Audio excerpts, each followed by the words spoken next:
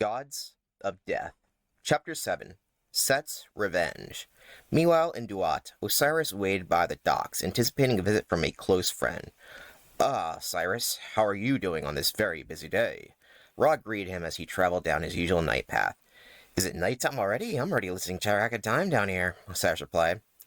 "It sure is, and trust me, it's been chaotic with most of the gods attending that convention in Greece, but it's nice to know that us old-timers can still manage all of Egypt." The two elder gods shared a laugh. "So, Ra, did you hear anything about it from any other gods, like Bastet?" asked Osiris. "No, it seems that no one has come back yet. How about your boy, Anubis?" "He hasn't returned either, and believe me, taking over his duties is far from enjoyable. Handling that beast, Ammit, is more trouble than it's worth." Osiris paused, then tilted his head towards Ra, a hint of curiosity in his tone. "Tell me, Ra, do you ever regret creating humanity?" Humans. If you're asking if I regret crying them out of my eyes, then the answer is no, as bad as they can be, even though they seem to have forgotten us. I still see them looking up and trying to better themselves. It gives even the sun god just a little bit of hope," replied Ra. "Well, I sure hope the meeting goes well then, because maybe they will remember to worship us again, eh?" Osiris said, half joking. "To be worshipped, what a lovely thought. Too bad no one has ever worshipped me," said a voice from a distance. "Who said that? I demand you answer the great Ra," Ra yelled. Round the corner came the face of Set, the strange god of chaos and brother of Osiris. "Set, what are you doing here? Shouldn't you be wandering the desert and doing whatever it is you do?" Osiris asked.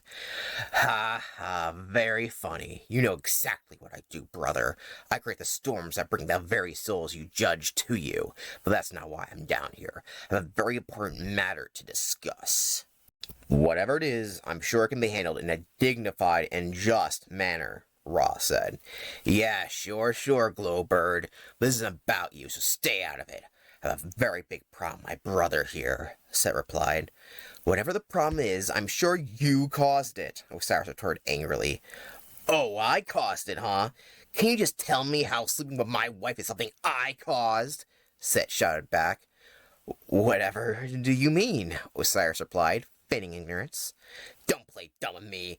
I know that much son of yours was not from your wife. It's because you had your way with my wife," Set screamed.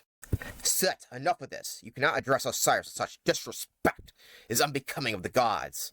Ra intervened, his voice firm yet measured. Set turned to Ra with a sneer, his eyes blazing with defiance. "Oh, spare me your self-righteous lectures, you senile old bird. I waited thousands of years for this moment, and nothing, not even you, is going to stop me." With that, Set let out a sharp whistle, and the ground trembled as a monstrous serpent emerged from the shadows. Apep slithered forward, its glowing eyes filled with malevolence. Set grinned wickedly, gesturing towards the hulking beast. "Now that the others are gone, it's just the three of us.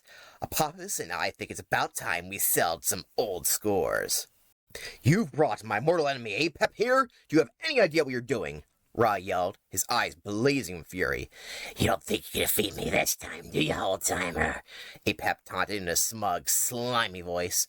"I defeated you in your darkness of four, so don't tempt me," Ra retorted, gripping his spear tightly. "Not this time!" Apep lunged, his fangs bared. Ra deflected the attack with his spear. The clash echoed throughout the underworld. Osiris stepped forward, his own weapon drawn. "Set, you've gone too far this time. Bringing Apep into our realm is madness." Set laughed, his eyes wide with glee. "Madness? No, brother. This is justice. You've taken everything away from me, and now with Apep's help, I will take everything from you." As Ra and Apep continued their fierce battle, Set advanced on Osiris. "Prepare yourself, brother. This ends today." Osiris met Set's gaze, his resolve unshaken. "I will not let you destroy what we have built. If you want a fight, you will have it." Set charged at Osiris, their weapons clashing with thousand sounds. The underworld trembled as the two brothers fought, their powers colliding in a tempest of fury and vengeance. Ra, fending off Apep's relentless attacks, glanced over at the battling siblings. "Osiris, hold on, we must stand together." But Set was relentless, his anger and betrayal fueling his strength. "You will fall, Osiris, just like you made me fall." Osiris blocked Set's strikes, his eyes blazing with determination. "I will not fall. I am the ruler of Duat, and I will protect my realm from your chaos." As the battle raged on, the underworld seemed to hold its breath. The fate of the gods hung in the balance. The only time would tell who would emerge victorious. Struck by the brothers' intense battle, Ra lost track of Apep, who slithered up and swallowed the sun god whole. "No!" yelled Osiris, his concentration broken. In that moment of distraction, Set knocked the weapon from Osiris' hand. "How fitting, brother, that you die here in the land of the dead," Set sneered. "But unfortunately for you, the only way you can come back is if your mud son mummifies you, and guess what? He isn't here." With a swift, merciless strike, Set stabbed Osiris, draining his life force. At that moment, Ra burst out of Apep's mouth, having defeated his ancient foe. He glanced over and saw what Set had done. "No, you can't have!" he shouted, horror and fury mingling his voice.